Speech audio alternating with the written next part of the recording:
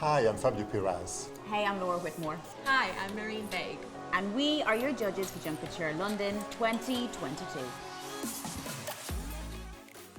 I obviously used to be a teacher, and so I find anything that empowers young people, I love it. I love watching it, and I'm most excited about seeing them bring their stories and their experiences into their designs. I just think it's going to be so beautiful to watch these kids come alive.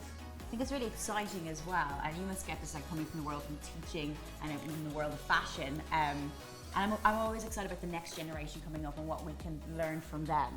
And although we are judges technically, I'm kind of there as the giddy, excited person going, what we're going to see. I guess we probably should have more of a stern face, but I'm not. I'm there just to be like, oh my God, what are we going to learn? Because I'm always, and you must get it from like working with kids over the years, just how incredible the ideas, the creativity, the almost, I think as we get older, sometimes we feel we get set in our ways of what we can do and what we can't do, especially with fashion. So I'm really excited. Fabio? Yeah, I agree. I mean, I also come from the world of education, but at the other end of education, so it's like at the end of their education, really on a master. So it's important to encourage that at that very early stage, in order then to. But anyway, creativity should always be encouraged, no matter what. And that's what you're right. I mean, we judges, but at the end of the day, we're there to. We're learning. We're there to learn. Yeah. And I think we're there to also be mesmerized by what they're going to show us. Yeah.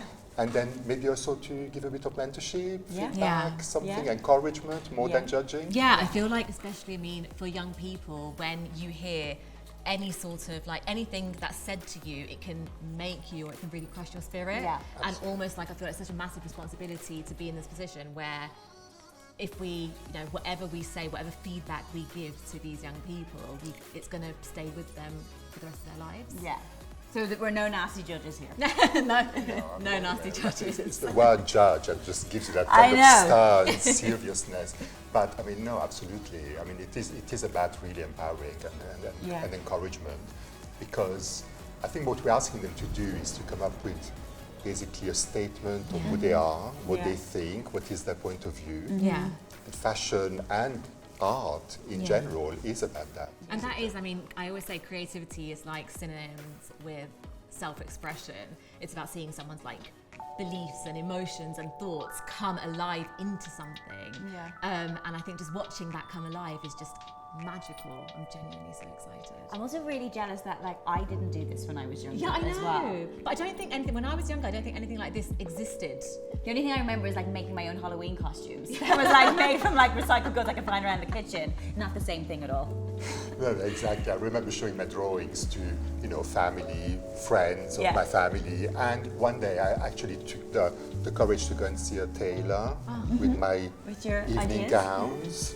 And I was told I had no sense of colour, it was really terrible, I had no future in fashion. How dare they? Which then actually really crushed me, but pushed you, yeah. Pushed me, definitely. Look at you now. I think that's really important as well, though, that I think one thing I want to get across to the young people who are entering is you mustn't take feedback as criticism. You've got to take it as something that you grow from and you learn from, and sometimes that can be really difficult. Yeah. But it's so important. It's something that I'm still learning every day. I feel like for me, the technical term is a pick up the bum. I feel like that's a technical term, just to kind of give you a little bit of a push, which worked for you. Yeah. But I think what's happening now with fashion, we all know how important it is to be sustainable. We can't continue doing what we're doing at the moment for the world. So, we're looking to Gen Z to see, yes, this is really fun, creative for younger people, but what can it mean, I guess, on a global scale, what we can do with this?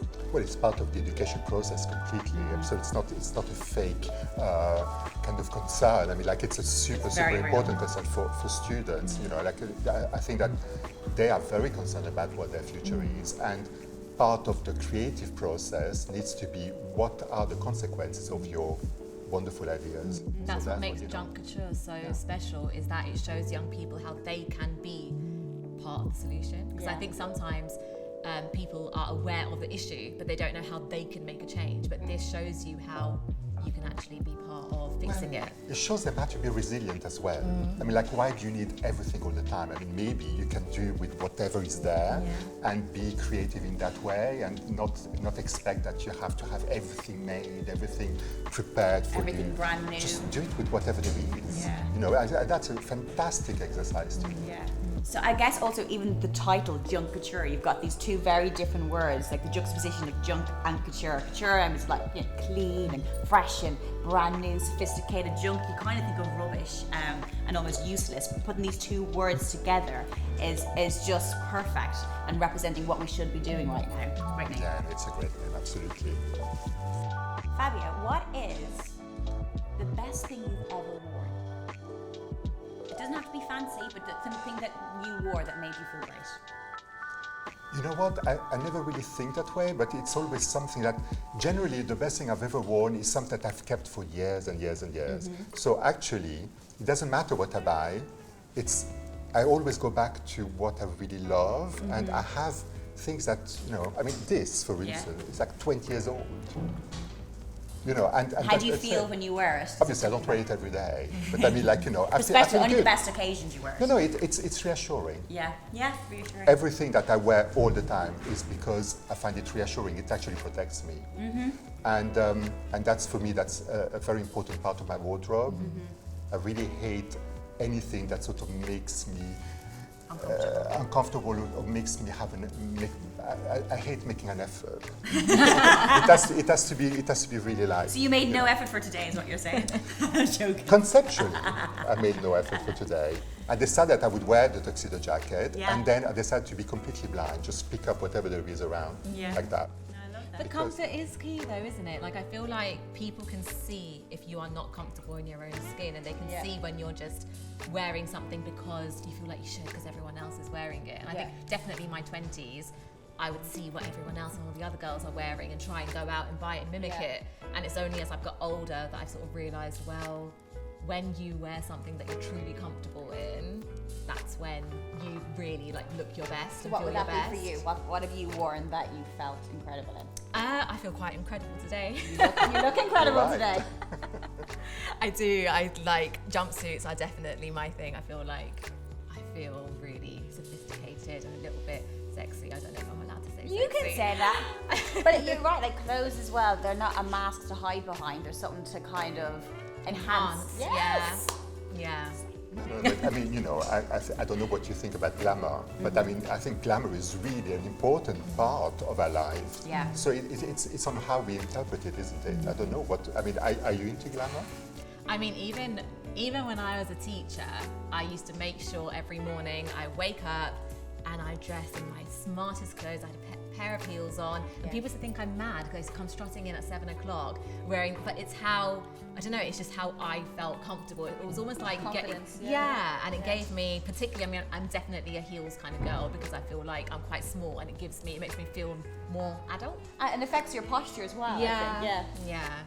So I'm definitely like, glamour at all times. Absolutely, but I mean,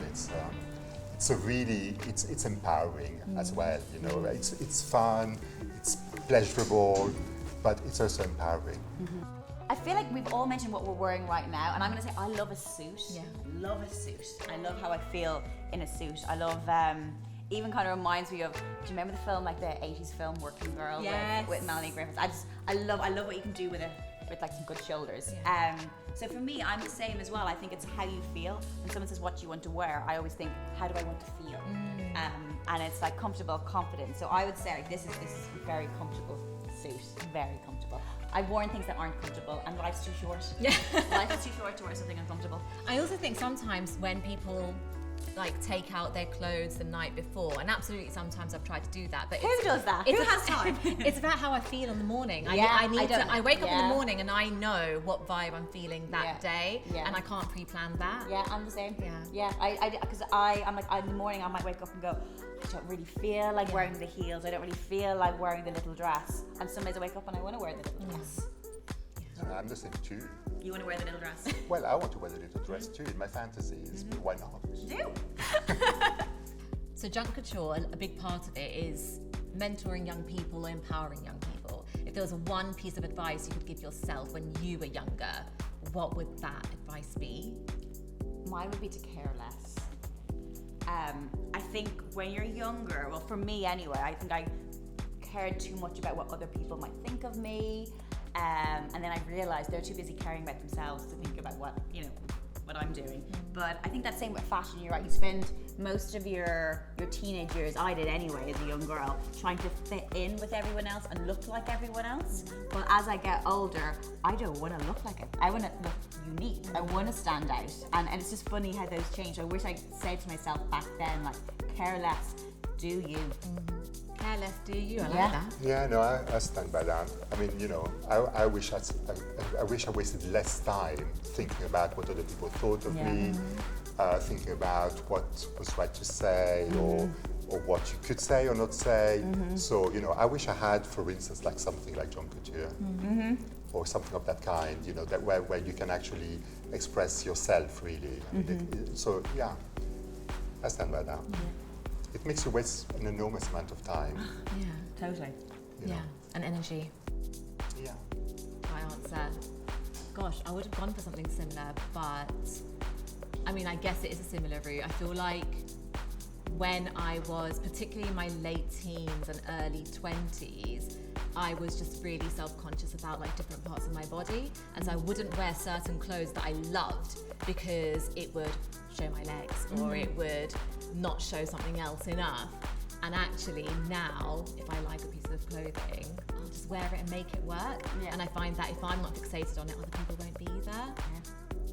Other people are too busy thinking about themselves to think about like us individually, and that sounds terrible, but we're also fixated and overthinking how we're going to be judged. I know I'm saying that as we're judged, but you're right. Like it all kind of links back to that caring less and doing what feels right for you.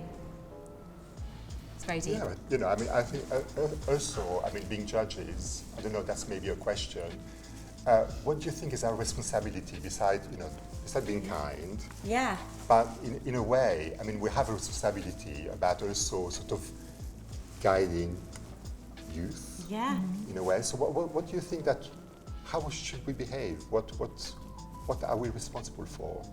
That's a really good question. Yeah, I think a big part of it is, I mean, being kind when it comes to young people, I feel isn't enough. You also need to be able to provide sort of constructive criticism. Yes. And that's really important, because if I think about when I was younger, if people just told me, you're great, and no one ever told me how I can improve, I wouldn't have been able to grow. Yeah. So I think as well as being kind and definitely giving confidence, a big part of it is giving constructive criticism in a kind way, so they genuinely know how they can then progress onto the next level, and something to work on. Yeah, and I think as well with the word judge, sometimes there's negative connotations with that. I want to redefine what it means to be a judge and what judging is, and just taking from what you said, like guiding. Part of it is guiding through and seeing what works, what doesn't work, and there's so many young people involved in this. Like, there's not just going to be one amazing design that we see. There's going to be loads of different things, and everyone will have something that they bring to it. So I feel like we're being guided, they're being guided. So I want to redefine what judging means. Yeah. And also, I wish, this is kind of linking back to the previous question too, I wish when I was younger someone had told me to celebrate where you are, because it's not just about winning, and it's genuinely not, because the fact that these young people have got to the point that they're at right now is massive, and they must remember to just enjoy that moment and just give themselves like a pat on the back. I made it to here. That's amazing. Created something. Yes, exactly. Well, it's okay to be scared, I mean, because that's what they do. I mean, they are part of this event. They show themselves, they show their ideas, and it is a risk-taking. So being scared within that context, I think that's a good thing.